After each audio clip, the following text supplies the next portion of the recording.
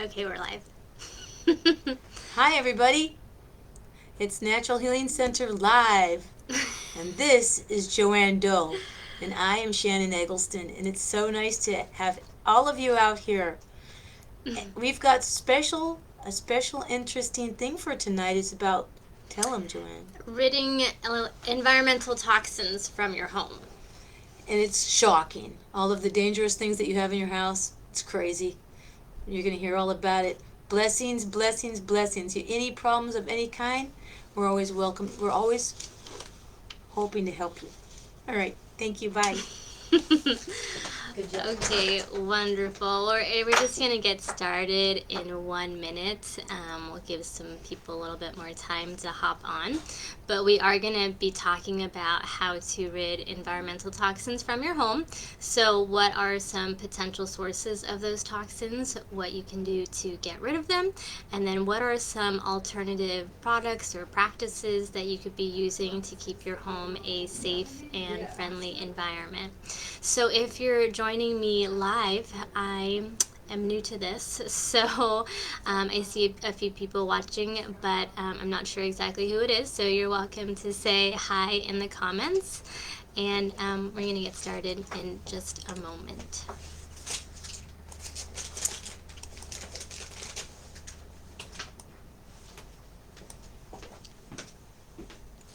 Okay. So I'm going to go over 12 sources of potential environmental toxins today. So I'm going to start with the first one, which is our water.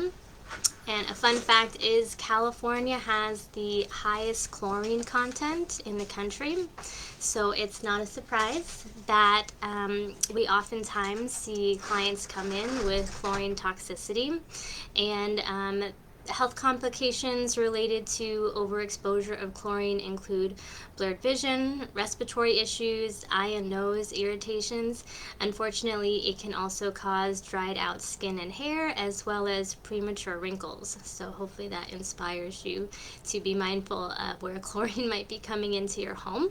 One potential source is your shower. So, when we're in the shower, the steam is opening up our pores. This gives an opportunity for chlorine to be absorbed by the skin. It gets into our bloodstream and can be delivered to the other organs in the body as well. So, showering without a filter is the most common source of chlorine, and but it's an easy fix because you can just put a good quality shower filter in your shower. But you want to make sure that you are continuing to change the filter regularly, because if you're not, then it's really not doing anything for you after a few months time. Another area that you want to check is your tap water as well. So, in short, don't drink tap water. Use a filter, get a good quality one. One of the brands that we recommend is called Clearly Filtered, and it's great because it eliminates over 99% of contaminants, including fluoride, and a lot of other filters don't do that. So you can get it in a few different forms. You can get like the pitcher that you put water in and then it filters down, kind of like a Brita. There's also units that you can have installed underneath your kitchen sink. That's what we have here at the office, and it just gives you such peace of mind knowing that your water is good quality, that it's clean, that's going to be beneficial and not harmful for you. With that said, beyond filters, spring water is also a really good choice. If you can get it in glass containers, that's even better. There are certain types of water, then water filtration, that I would avoid. One is reverse osmosis that can actually affect the mineral levels of your water. I would avoid any water that you purchase that says there's been added minerals or electrolytes or really added anything in there. And then another one to avoid at least drinking on a regular basis is alkaline water, and that's because it'll push your water into an alkaline state with it naturally getting there on its own. So that's water. The second source of potential environmental toxins comes from devices like our TVs, our smartphones, computer monitors, smart meters. So take a moment and maybe take a guess on what might be harmful about using those devices. And if you've guessed EMFs, then you're right. So you may have heard EMF before. It stands for electromagnetic fields. And these electromagnetic fields, the radiation that we get from them, can affect our brain function, can affect our moods, our sleep, and our concentration. So what can we do? Because obviously we're going to want to watch TV from time to time. We're going to want to surf the internet on our phones. So I don't expect you to go out and toss out your cell phone or your TV. But what you can do is you can get what's called EMF protection, something that we offer here. And so this is my phone. You may or may not be able to see it, but there's a little like protector in there. It's made from a company called Protect Pro that we recommend, and this one it not only neutralizes but it harmonizes the EMF radiation from my phone up to 6 feet. So that means if your phone is within 6-foot distance to mine, then it would be protected as well. This one's for the phone, but there are other varieties as well. I have another one in my bag next to me, but it is a personal defender and it's about like this big in size, and that one covers a radius of 15 feet. So it's like 15 feet in front of me, 15 feet in back of me, and that one goes beyond phones. It covers GPS, Wi-Fi, electrical cars, airplanes, towers, that type of thing. So that one's a good one for me to carry around throughout the day. I just put it on my keychain, and that way I'm always covered. I really like traveling with it, especially if I'm like going in an airplane or something like that. But getting back to the house, I don't live by myself. My dogs are at home all day, so there are also EMF protectors that you can get for the home, and they come in different sizes. So you can get one that is for like the size of an apartment, or you can get one that's for the size of a larger home. I would recommend putting it in the center of the home. That way you get the most like distance, radius wise. And so we have those available here as well. You may see other products that say they block EMFs, and I would probably shy away from those just because you don't really block EMFs. You want to make sure that they're harmonized. So they're going from a negative frequency to a positive one. If you have more questions about EMF, that's something that you can reach out to us for. These potential toxins that I'll be going through today, we do nutrition response testing, so we can actually check for all of them if you have them stressing out your body, and we can also test to see what would help to rid those toxins in a natural and effective way. So the next thing I'm going to move to like the kitchen and cooking. So let's talk about microwaves. Based on clinical studies, continually eating processed food from a microwave causes long-term and short-term brain damage. It can also halt or alter the production of hormones both in men and women. Unfortunately, microwaving food reduces or alters the minerals, the vitamins, and nutrients in foods so that the body gets little to no benefit. Additionally, minerals can be converted into free radicals, which are linked to cancer. And it also creates altered compounds that the body absorbs but then is unable to break down. So that can impact our health as well. So what is my advice for that? It would be to throw out your microwave. And there are a lot of different ways that you can cook and reheat food that are going to be more beneficial to you. Steaming is going to lock in the most nutrients. If you don't want to steam everything, that's fine. You can boil your food, you can grill it, you can bake it in the oven, you can even cook it on the stove, but I would just be mindful of your fats and cooking food in hot oil. Fats are good, but I would be mindful of heating up fats, or essentially frying your food. One trick that we do here at the office every day at lunch, because we don't have a microwave, is that we use an instant pot to heat up our food. So if you have an instant pot at home, you're putting it on the steam setting, and before that you're putting about an inch of water into the bowl.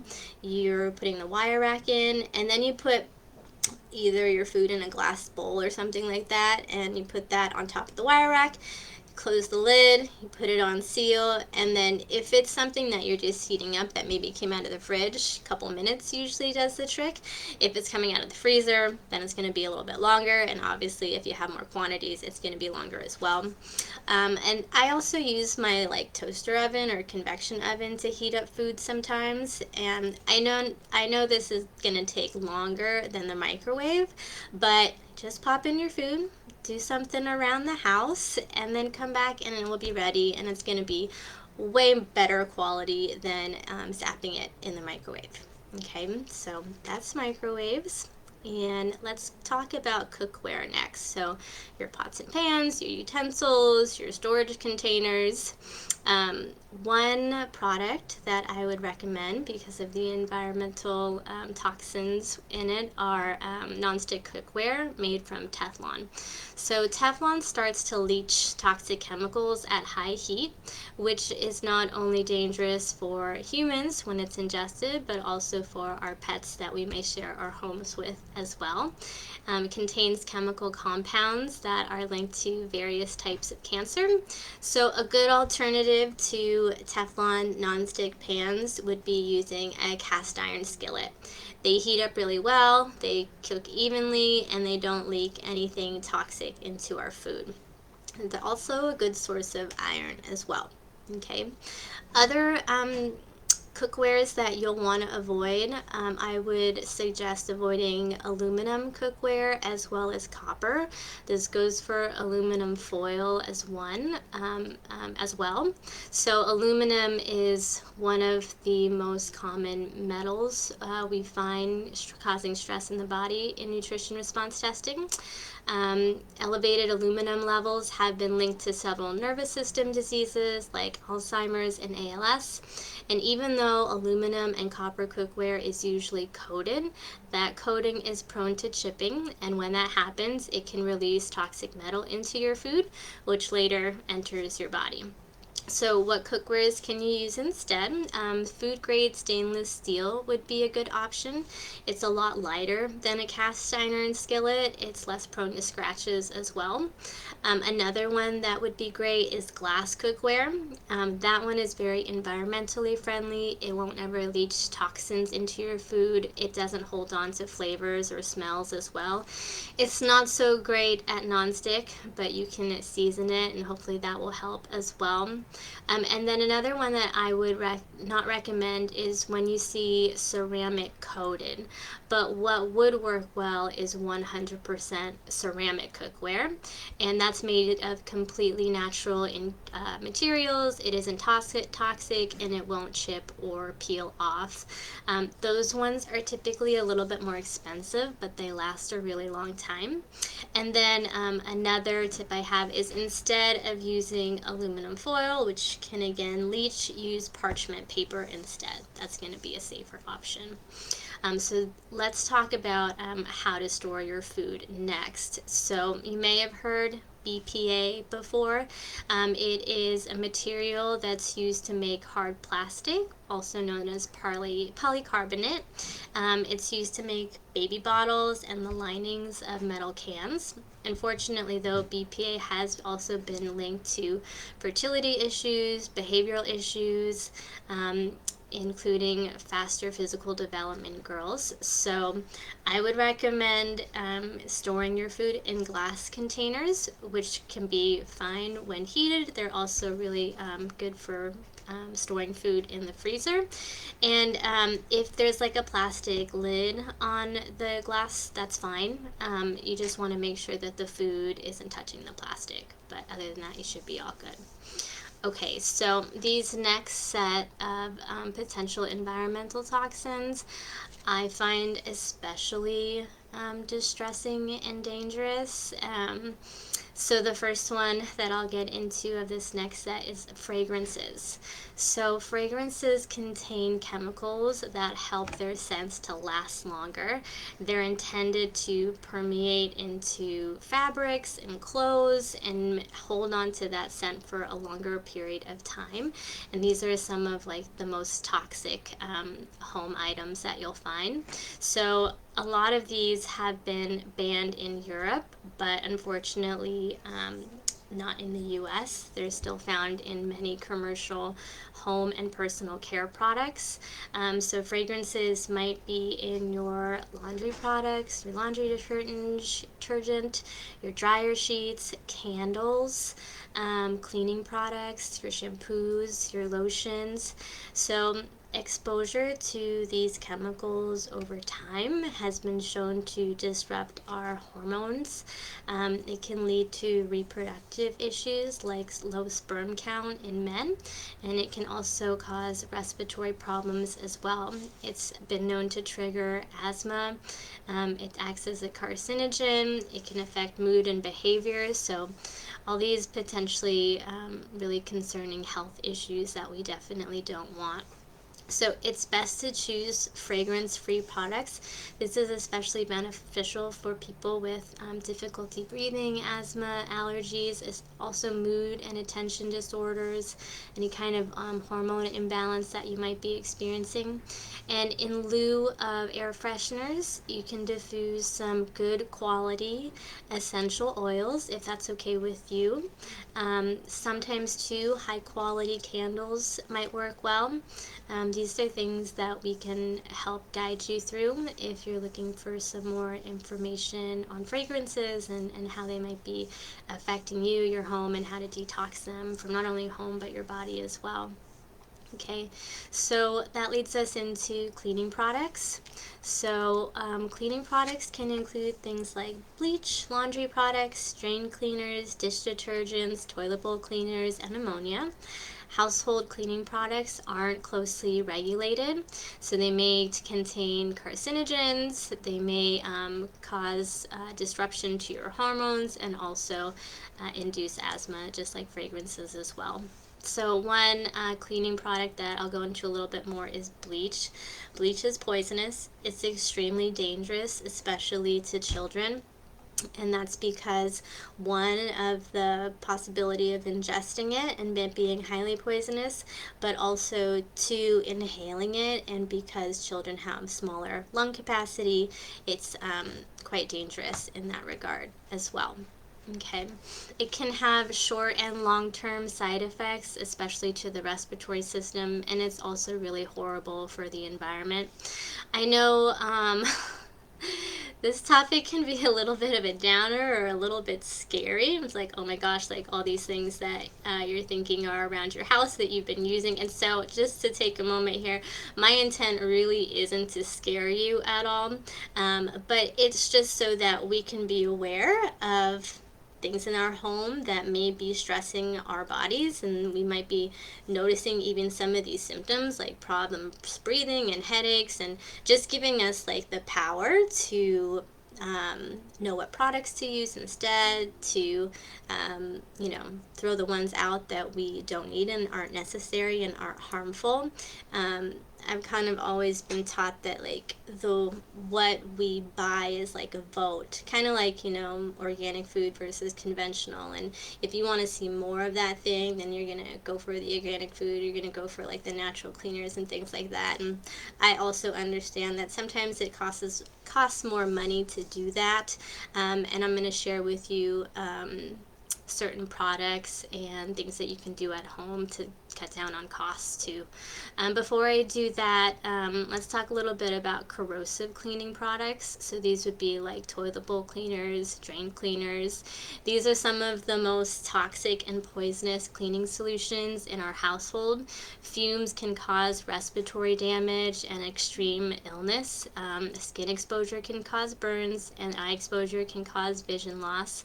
And it's also extremely toxic to our environment and aquatic life, because because imagine like these things are flowing down our drains and they're entering our sewer system and into the water, and it's really horrible for those animals that live in that environment. So when it comes down to it, these cleaning products are just like not necessary. It's not necessary to use such harsh chemicals like bleach and ammonia.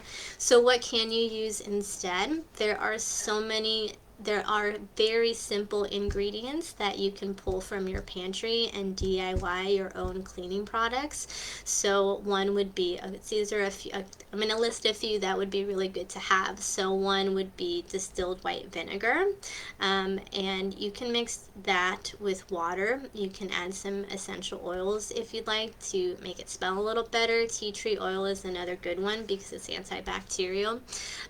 But that could be a great all-purpose cleaner. It could work just as well against mold and mildew. Another good one to have is baking soda. That's definitely good for like scrubbing like the tub and the toilet bowl and whatnot. And if you're trying to like freshen your carpets, then you could mix baking soda with a little bit of essential oils and then just sprinkle the baking soda on top of the carpet, let it sit overnight or as long as you can, and then you can vacuum it up. Another ingredient that would be great to have at home is Castile soap. That's like the Dr. Bronner's brand is really popular, and that has so many uses. You can Google like Dr. Bronner's cheat sheet and it will pull up all the recipes. But that one's great for like personal care, which I'm going to talk about next, like body wash and makeup remover and whatnot. But you can also make recipes for like glass cleaner or all-purpose cleaner, bathroom cleaner, laundry detergent. That one's really good to have as well. And then wool dryer balls, those would work really well in lieu of dryer sheets. And then just, I'm going to back up to fragrances real quick and just say one more thing. If you have the little plug-in air fresheners, I would highly advise you to take them out and throw them away. And that's all I want to say about that, because I just find that they're just really distressing. You're just like breathing in those like fragrances and toxins like all throughout the day. And in your car as well, if you have them in your car, take them out. Okay, let's talk about personal care products next. So obviously there's a long list of personal care products, so I'm just going to highlight a few here. The first one is deodorant. So I recommend avoiding antiperspirants. Your body wants you to sweat. When we sweat, we release toxins from our body. So when we're not sweating, those toxins are staying in us, and we don't want that. So instead, go for a deodorant. Go for a natural brand that's void of aluminum. Again, we already talked about aluminum toxicity. And you want to be sure you read the labels, make sure there's no ingredients in it that would be harmful. There's a few good brands that I would recommend, like Type A, Tom's, Native is pretty good too. But a note here as well, the cleaner you eat, the better you're going to smell. If you're eating tons of crap and junk food, those toxins are coming out your armpits and it's going to smell accordingly. So when we have people detoxing on our program, so we get a lot of comments that they are smelling better and better, and they may not even be using deodorant anymore. So the better you eat, the better you'll smell, and so go for green veggies in particular to help with that. This is going to cover a myriad of personal care products, including toothpaste, shampoo, body wash, but there's an ingredient or an additive called sodium lauryl sulfate. Sometimes you'll see it abbreviated as SLS, and it's added to products to help them to foam. So like your face wash, your toothpaste, body wash, your hand soap, you could see it labeled in that as well. But just like a lot of other things that we've talked about, it's been linked to cancer, neurotoxicity, organ toxicity, skin irritation, and endocrine disruption. So look for products that have, sodium lauryl sulfate free, including your toothpaste. And another word about toothpaste, and I know this may be a debatable topic, but I want to talk about fluoride a little bit. And so when fluoride is ingested, it can result in GI irritation. It can also compromise stomach acid, which is so crucial for breaking down your foods so you can absorb all the nutrients from them, as well as acting as a first line of defense against pathogens that enter the body. You want to make sure you have the stomach acid intact to neutralize them right then and there so they're not going in any further. So I would recommend a toothpaste that is both fluoride free and sodium lauryl sulfate free. And there's a lot of natural brands out there like Hello, Burt's Bees, Native, and they'll have both varieties. So they might have fluoride in one and then a non-fluoride one. So again, you just want to check the label and make sure that you're purchasing products accordingly. All right. Other personal care products include makeup. So toxic makeup isn't just harmful to the skin, it can have an impact internally as well. Here's a fun fact. There are more than 1,300 chemicals banned for use in cosmetics in the European Union due to questions over safety. And in comparison, there are only 11 chemicals banned in the US. So, the most widely reported impacts of toxic makeup and skincare products include the development of cancers, hormone imbalances, fertility issues. We're seeing a lot of this stuff repeated, and skin conditions like eczema or dermatitis, as well as breathing issues from asthma. There are healthy cosmetics out there. It really may depend on the person which one is right for you based on your skin type and your kind of the formulation that you prefer. So, with this, similar to foods, there's going to be marketing out there labeling things as healthy, as organic, as natural. Just look at the ingredients list. When you have that list, just keep in mind that the first things on the list are what their highest concentrations of. So look for things like oils, like jojoba oil, almond oil, or rosehip oil, moisturizers from aloe, glycerin, or hyaluronic acid, and protectants like niacinamide and retinol. It's your face, so you want to make sure that you are being mindful of what products are going onto that area. And then speaking of kind of like sensitive areas, tampons can often contain harmful chemicals as well. That's another one that you want to go organic. So when we are purchasing personal care products, this can be a little bit overwhelming because there's so many products that we use, and you don't have to break the bank with it. You can kind of slowly, gradually make this transition. So say you run out of moisturizer, like, okay, then you can go for a more natural product once that runs out.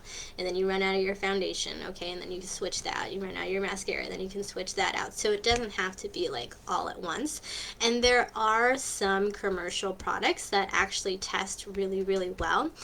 These are some that I use myself. I've also tested them on myself as well. So I'll share those with you, but just keep in mind everyone's a little bit different. So for lotion, Aveeno tests pretty well for me. For lotion, Aveeno, body wash, Dr. Bronner's, face wash. I use just Neutrogena is fine. And for makeup, I like Ilia. I like Well People. For skincare, I like Biossance. That works well. There's also a anti-aging skin cream that we use here from Yulin Nutrition Systems, or we sell here. I've used it before and it works really well as well. But Alba Botanicals, that's one that I use for shampoo and conditioner. And so you can, Wyleta, that's also another good lotion as well. You can find these products at like Target and things like that. Kula, Coco Kind, those are good skincare and sunscreens. If you want some more information or support, I can share those with you too. Tampons, Cora is a good brand. Honey Pot's another one. Um, and yeah, so that'll just give you something to think about. We have just a few more to go through. So the next one is new furniture, flooring, and textiles. So where is the hidden environmental toxin there?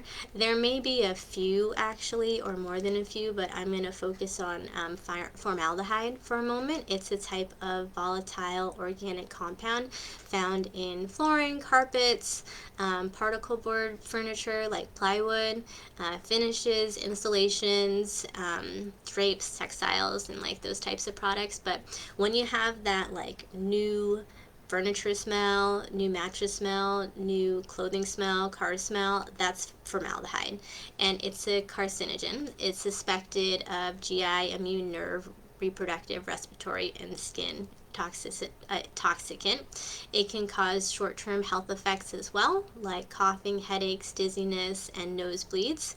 So choose formaldehyde-free products such as ceramic, tile, or solid hardwood flooring and furniture, and textiles that haven't been without any specialty finishes. So that's one thing we can do, be mindful of formaldehyde-free furniture and textiles and whatnot, but sometimes that's not the case, and there are several ways that you can get rid of or minimize the levels of toxins in your furniture. So one is to use an air purifier. So there's an air filter and then there's an air purifier. So with the air filter, the air is coming into the unit, it's getting filtered, and then it's getting sent back out. And then with the air purifier, I'm going to speak to the Volara air purifier because it's what we have and use at the office. But it has that filtration system. But on top of that, the purification, what it does is it sends ions out into the environment that neutralize contaminants or pollutants like even virus, bacteria, dust, that type of thing, and it just like drops it to the ground. So if you have any kind of breathing issues, it's definitely something that I would look into and definitely worth the investment. Other things you can do are houseplants are really great at filtering the air. Snake plants, Boston fern, bamboo palm, those work really well. If you have a new piece of furniture like a mattress or a couch, you can leave it outside. You can also put it in your garage. Make sure it's really well ventilated, and you can let it gas off for as long as you can. Would be great. And then you can bring it back into the house, open up the windows. You can put a little bit of baking soda on your carpet, on your furniture, let it sit for a while, as long as you can again, and then you can vacuum it up, and that'll help take off some of the toxins as well. And eventually it's going to gas out over time. Okay. All right, last one here. Let's talk a little bit about mold in the home. So mold is something that we see pretty commonly here at Natural Healing Center. It can cause nasal stuffiness, throat irritation, coughing, wheezing, eye and skin irritation. If you live in an older building that's not well ventilated and has experienced flooding or water damage, or you don't have an exhaust fan in your bathroom, mold can get out of control pretty quickly. And so with mold, timing is really everything, because the sooner you catch it, the sooner and easier you can fix it.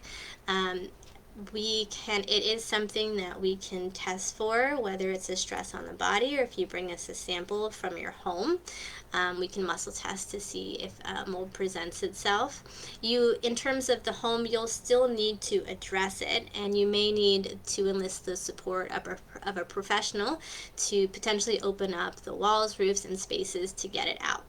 So the best way to combat mold is to really stop it before it starts. So you want to take care of leaks ASAP.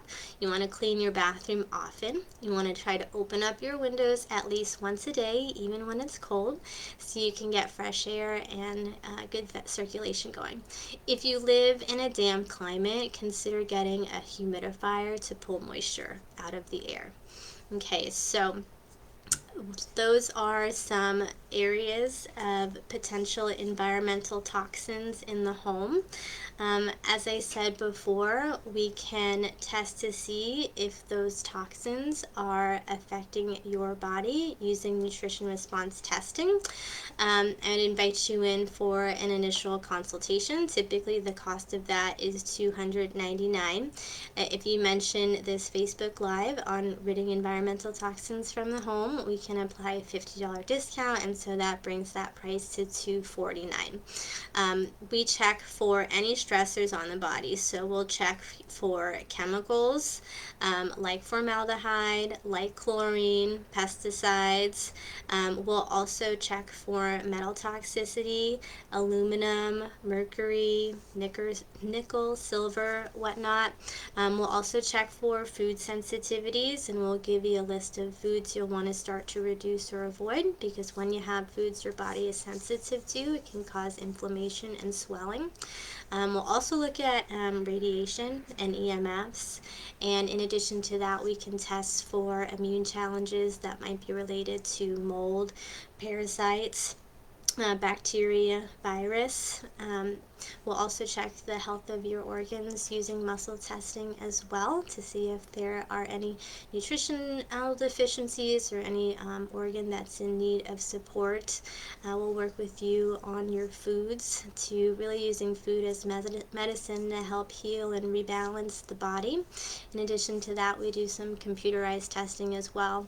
So it's a myriad of different tests to get a snapshot of your overall health, and really to be able to design a program that's going to work specifically for you and your needs. As part of that initial consultation, you'll get a report of findings. It's going to have all the results of your testing, our recommendations moving forward, and then we can go from there. So if that sounds good to you, please do reach out, and I'd love to work with you. We are going to be continuing on with this Facebook Live series next week. So next week's topic is going to be how to overcome challenges or obstacles to weight loss. So we're going to be talking about what a detox is versus a diet. We're also going to be talking about thyroid health, and then what are some healthy lifestyle and food practices that would support a healthy weight. So if that sounds like something that you're interested in, I hope you tune in. I will be live Thursday next week at 5:30, and then we'll take a little break for the Thanksgiving holiday. But thank you so much for joining me this evening, and I hope to connect with you soon.